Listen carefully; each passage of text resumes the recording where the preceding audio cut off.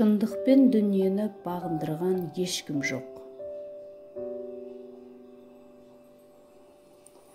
Саған тек қайғысын айтып, қуанышын жастыратын адамға ешқашан сенбе. Бәріне жақсылық істеген адам ешкімнен алғыс ала алмайды. Егер аспаннан тас жауса, міндетті түрде кедейдің басына түседі. Бергеніңізді еске алмаңыз, алғаныңызды ұмытпаңыз. Қара жерден ақ нан алынады.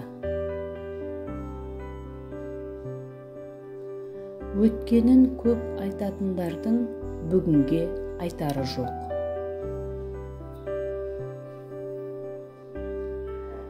Біреуге қызғанышпен қарау, өзіңді ол адамнан төмен санау.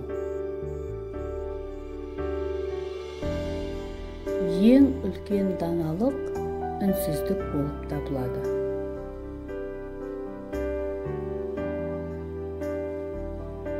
Досым деп бар сырыңды ақтарудан сақ бол, себебі досыңның да досы бар.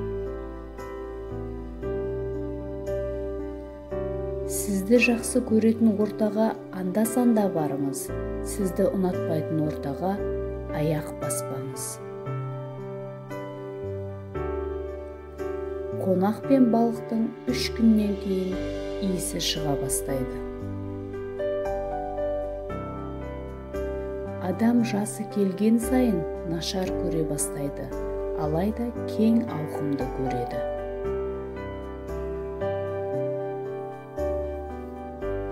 Байлығыңды тірі кезіңде бөліп бер, өлгеніңді ешкім күтпейді.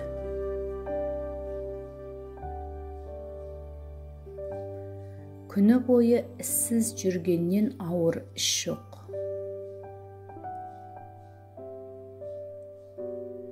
Құдай адамға көп тыңдап аз сөйлеу үшін 2 құлақ пен 1 ауыз берді. Алдын болжамаған артта қалады. Қаш жауын құлағанда қуанба, бірақ қолтығынан демеме. Егер мәселені ақшамен шешетін болсаңыз, онда ол мәселе емес, шығын.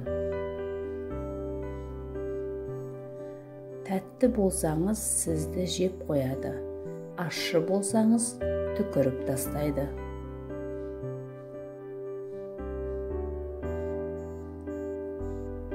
Ата-аналар балаларын сөйлетіп үйретеді, ал балалары ата-аналарын сөйлемеуге үйретеді.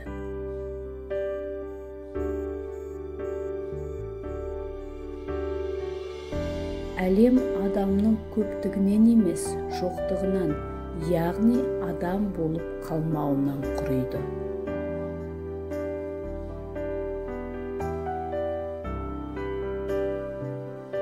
Барлық адам ақшаның жоқтығына шағымданады, ал ақылдың аздығы туралы сөз қозғамайды.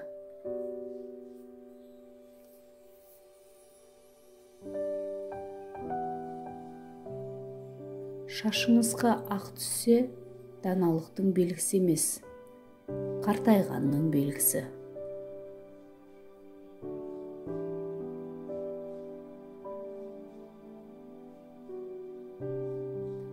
Білім көп жеріңізді алмайды.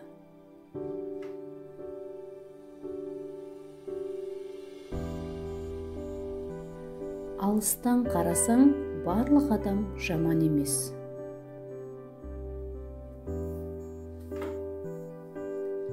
Егер әйелдер аз сөйлесе, еркектер көп нәрсе тындырар еді.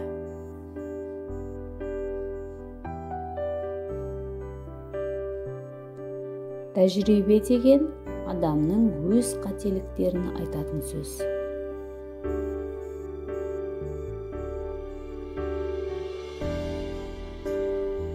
Алдымен өзіңізді өзгертіңіз, сонда өзгелердің де өзгергенін байқайсыз.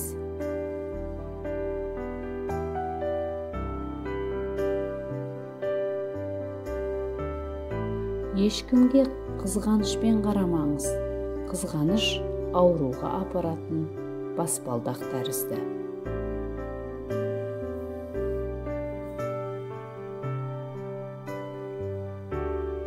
Бәріне қолайлы болсаңыз, адамдарды басыңызға шығаруға дайын болыңыз.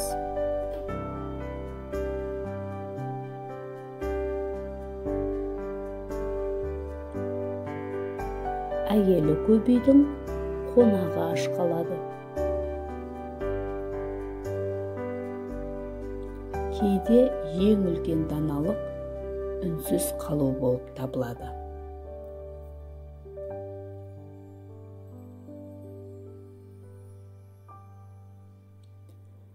Ақша санағанды жақсы көреді.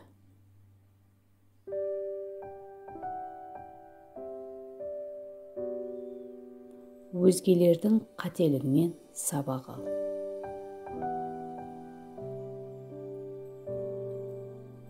Алтын мен кітапты бірдей жерге түсіріп алсаңыз, алдымен кітапты алыңыз.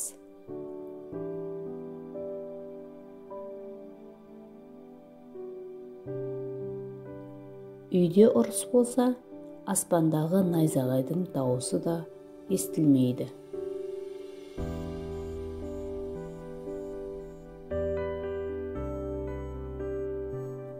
Өзгенің кемшілігін табу оңай, өзіңнен бір кемшілік таба алмайсың.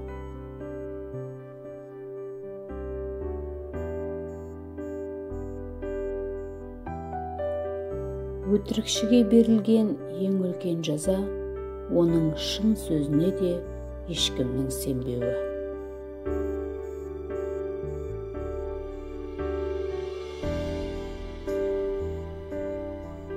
Еш нәрсені білмейтінін білген кісі, білімдінің білімдісі.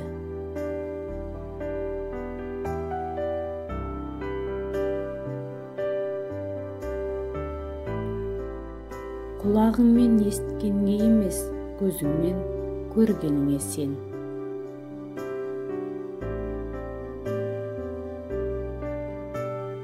Білмеймін деген, білемін деген кісіден көп біледі. Құрметті тыңдарман, қазақ тілді арнаның дамуына үлес қосып, тіркеліп кетіңіз.